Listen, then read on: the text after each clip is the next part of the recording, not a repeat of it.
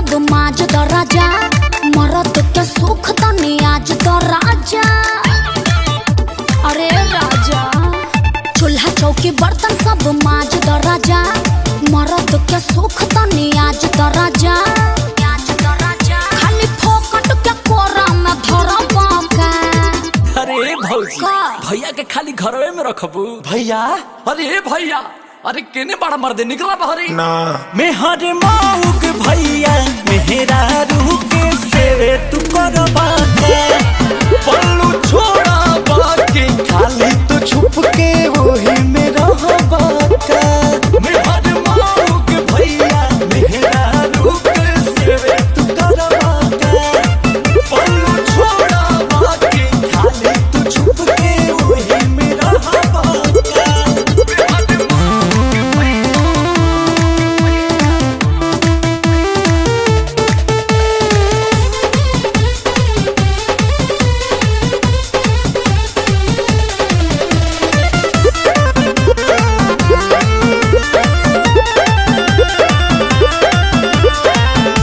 थकलो शरीर के तने देह सयारा, रोटी बेल खियाई है बाटे दिल के चाह।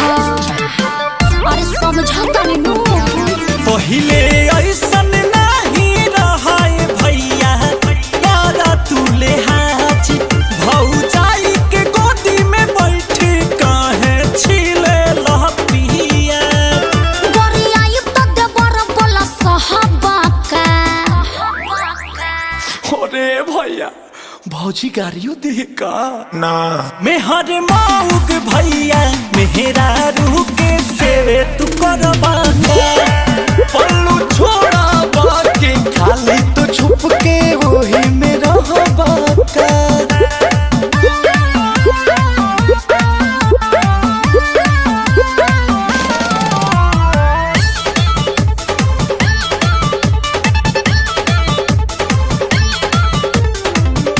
सेवा करी मेवा मिले जनी शरमाए जे, जय श्री राम बोले काम अब लगाए जे। तोहर में हर दिन भर टिकटॉक पर रहे तू बनावेला भाग, अखिलेश भैया मेहनतानी हम तू सदा जग बात।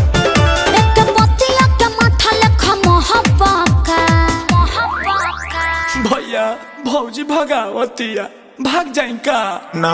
मेहर माउक भैया मेहरा रूह के सेवे तू करबा के, पल्लू